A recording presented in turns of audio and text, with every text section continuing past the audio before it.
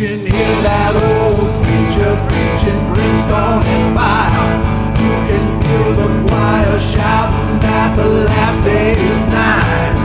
Oh, let us speak in tongues and the young men cry. The morning of my birth, I'm told of my parents that there was a light came into the room and hung over me.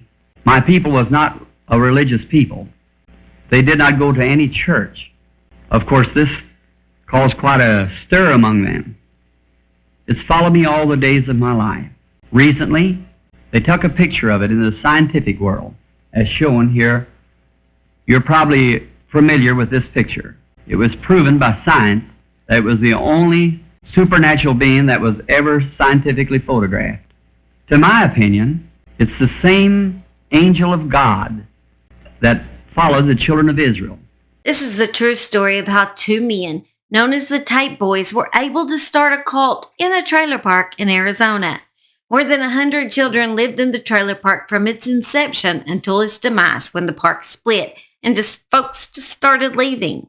After the cult split, tales would come out about what horrific things happened at the park during the 10 years or so the cult had been in existence. Tales of physical, sexual, and mental abuse perpetrated on the children, the women, and even the men by two cult leaders, Goad and Leo Mercer, would begin to be told, and it would horrify the people that heard the details. This is the story of the Predator Park cult. Hello, my name is Holly, and like always, I bring you rarely told true crime stories right from my little murder she-shed. Relax and sit a spell in order to listen to this nerdy Southern girl tell a story you won't soon forget. And before you leave, make sure and smash that subscribe button, because us nerds really need to stick together, not in a cult type way, but in you have my back type way. Not in a weird way at all. Let me just keep going with this story. Now let's begin. This story can only start with Reverend William Branham, an evangelical faith healer recognized for his catastrophic views concerning the end of the world and the ultimate destiny of humankind. Between 1945 and 65, he held huge religious meetings and became famous worldwide. If you listen to some of his messages today, like I did, seems like that he really hated women. And he thought they were filthy and ungodly. And he instructs their husbands to physically discipline their wives to control their behavior. Now, there's nothing designed that can deceive and be deceived as easy as a woman. There is nothing designed or can stoop as low as a woman can. Think now. She is designed that way. She is designed to do this. There is no hog, no dog, or no other animal designed like her or can stoop as low as she can stoop. Now, that is true. Yes. Brother Branham called himself a little old country boy from Kentucky who liked to hunt and would often take hunting trips with other men from his church. It is believed on these trips he would commit acts, those kind of acts with men. The men would be seen in pictures holding hands in an affectionate way. Brother Branham also photographed himself lying on the crotch of other men on these trips. During one of these hunting trips, a member of William Branham's hunting party was arrested by police for committing homosexual acts, which was still a crime at the time. In fact, he talks about it during one of his sermons. He refers to this incident. Then the man was picked up right there by the FBI from here, sent up there and picked him up there. The Royal Mounted Police, the Ministerial Association come to me, and a homosexual. They say, well, Brother Branham's probably the same thing. That's the way it runs. See? During his sermons, he would try to take a strong stance against homosexuality. But in private, he really enjoyed men. Basically, he didn't practice what he preached at all. He hated women. He was a racist. But men, he was fine with. Brother Leo Mercer and his partner, Brother Goad, known as the Tape Boys, traveled with Brother Branham's ministry to record and distribute tape sermons across the country. Mercer and Goad were frequent companions of William Branham's on his little hunting trips. In the early 1960s, the park came to be when Brother Branham blessed Brother Leo Mercer to take a group of followers to Arizona. He likened it to a little Goshen, where a chosen few live apart from the world to await the second coming of the Messiah. Deborah and her twin sister Esther came to be in this cult by their father, who was a devoted follower of Brother Branham's teaching. Brother Gene Goad and Brother Leo Mercer were homosexual partners, but they repented, and upon advice from the good old country boy Brother Branham, set out to find good Christian wives. Branham played a role in the selection of their wives, although throughout Leo and Jean's lives, they still secretly led a homosexual lifestyle, but preached against it. Brother Leo began to share a vision with large families within the church, which included Deb's family, of creating a place to raise children in the pure, unadulterated peace and love of the Lord. This new home came known as the Park and was located at Pine Lawn Trailer Park, 910 West Gurley Street in Prescott, Arizona. The families basically bought old and burned out trailers and just lived in these old trailers that were basically just tearing apart because Brother Leo told them, well, there's no point in having new places to live because the coming of the Lord is soon. We don't need nice places to live. Apparently, he thought Trailer Park was a great place to start a cult. But guess what? Brother Leo had the finest trailer. Everybody else lived like crap. Women and children were to be obedient and bow to the will of their father or husbands, who were the heads of the household, but all bowed to the will of Brother Leo. They built the tape room first, a library for Brother Brennan's tape, reel-to-reel sermons. Families were instructed to donate their own tapes until the collection was complete. On May 31st, 1964, Brother Branham came to the park and preached for the first time a sermon called Oddball. Even some of your people might think that you are odd. I know they do. I've had letters from them. That said you were odd. You were different. What in the world happened to you? I just chose this little thing to say to you this morning. Sure, you're a nut. That's right, but I'm glad to be one. Weeks after this visit, the park basked in blissful uniqueness, replaying the tape, soaking up blessings from their prophet. Branham had praised the people of the park for separating themselves from the world or for becoming oddballs, and he endorsed Leo Mercer as the shepherd they needed to keep them on this correct path. Because of Branham's reassurance, folks were doubly sure they made the right decision to move to Prescott and live in this nasty trailer park. Brother Leo Mercer became the servant of the Lord. Little things done in their early lives there became the insidious way that the families built a cult, created a monster, and became subject to Mercer and Goad's evil whims for the remainder of their time there. Brother Mercer was shown favoritism, as I said. He had the finest trailer. It was remodeled and put in new appliances and fittings. Everyone tied to him. He was given the first food, the best food. He ate before everyone else. He was made the high and mighty at this trailer park. Eventually, he was given control of the teaching and the discipline of the children, using the Abraham message like a hammer. He shamed parents into giving up their children to be taught the way of the righteousness with agape love. Brother Leo soon had enforcers, righteous men, who would carry out his commands. Much of his godly correction carried some kind of sexual overtone. Children in the commune were brutally beaten by multiple elders under Leo's command, some bleeding through their underwear, while others were stripped naked and forced to march around this little park. It started with whipping the kids, but he liked to strip them naked for their whippings and then just make them run home.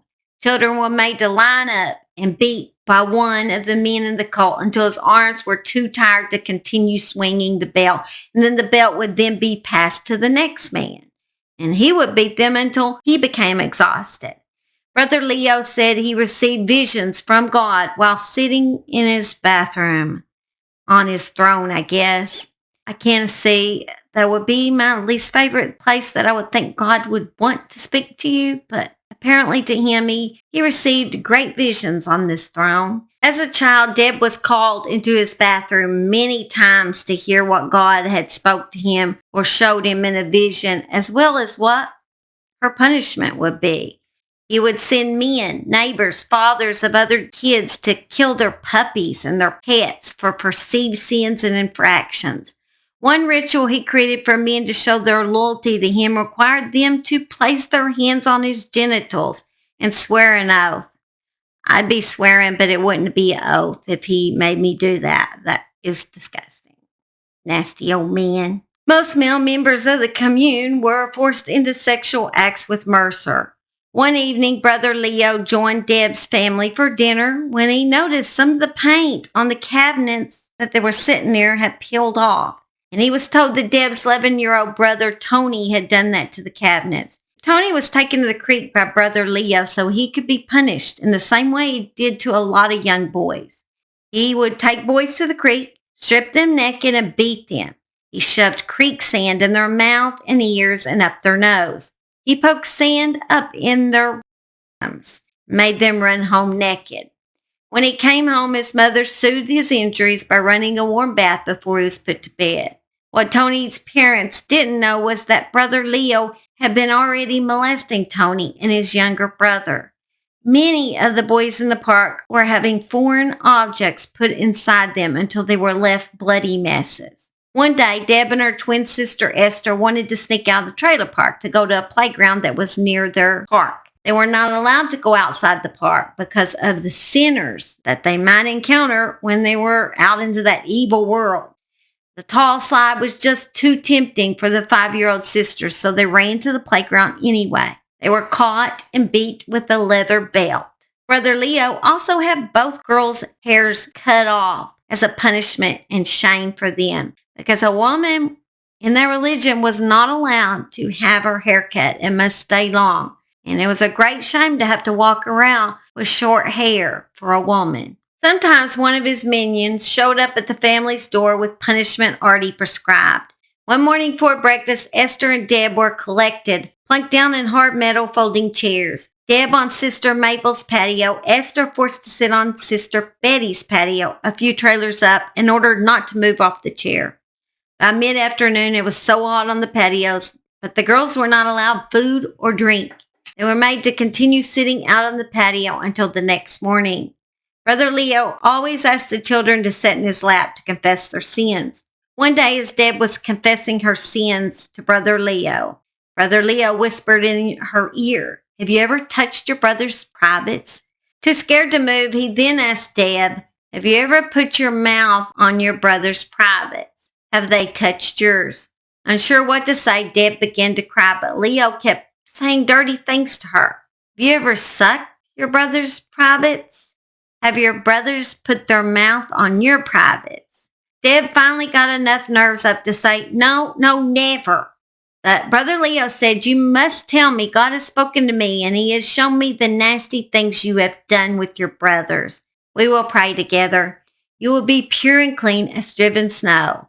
You will receive the Holy Ghost." This time, Deb was able to gather all her courage and push herself off of his lap. Later, Brother Leo called one of the women at the park to help him check Deb's privates, then made an announcement to the other adults at the park that Deb was examined and found to be corrupted. "God has spoken to me," he said, "and revealed her sin. She has been playing with herself. She has been doing nasty things, and she has molested other little girls, your daughters, in this park," Brother Leo told the adults.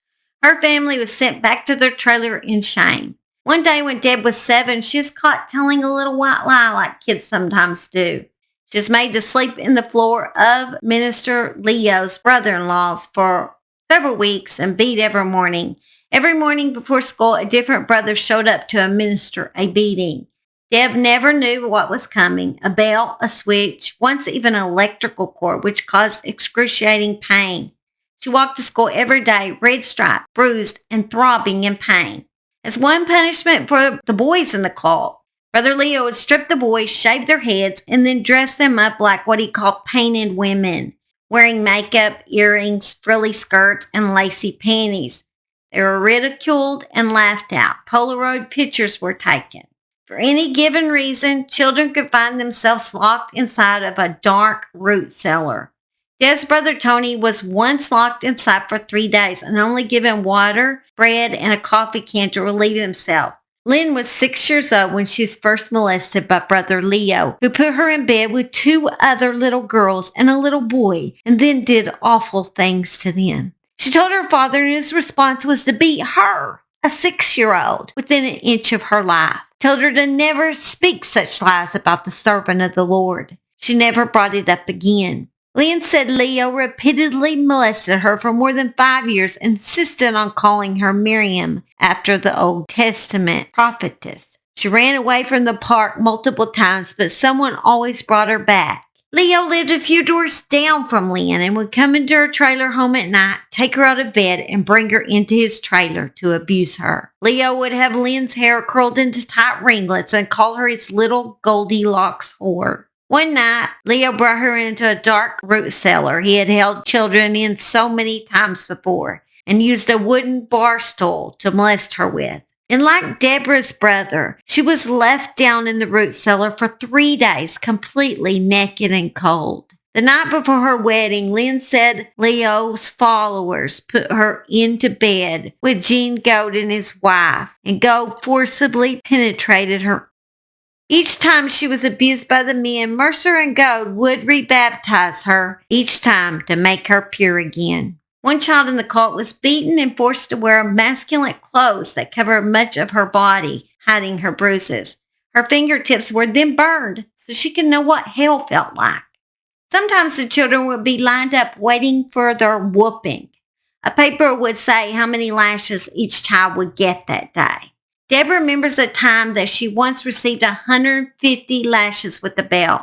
She describes her back and bottom feeling like tenderized meat and having to sleep on her stomach for the next several days because of the pain that she had in her bottom and back. Brother Leo named Deborah Serpent Seed because he saw her as the evil twin, like in the story of Cain and Abel from the Bible. One day, her mother got so upset with Deb that she took her to Brother Leo's house. Brother Leo made Deb's older brother hold her in on top of a hot stove burner. After Deb was forced to sleep on a metal chair all night, and then the next morning, Brother Leo said he would make her strip naked and walk down the trailer park road in front of all the cult, so they could see her shame.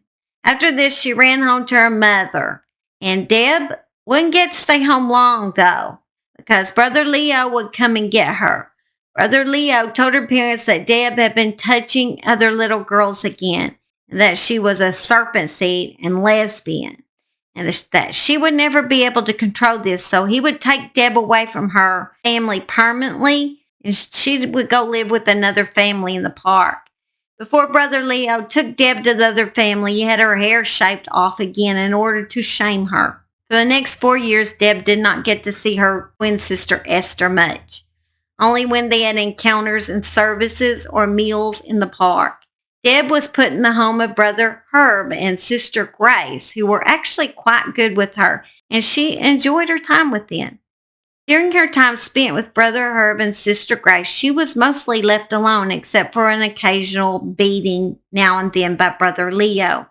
Another child in the cult was Keith Loker. Keith was conceived after church elders discovered his father was homosexual. They beat the father up and forced him to have sex with his wife. Keith's father was often beaten and covered with bruises while living in the cult. His father never accepted Keith and eventually left Keith and his mother for a man.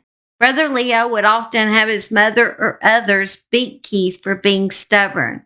Since so many young boys in the cult were essayed by Brother Leo, Brother Goad, and other men in the group, it is believed that Keith possibly was a victim of.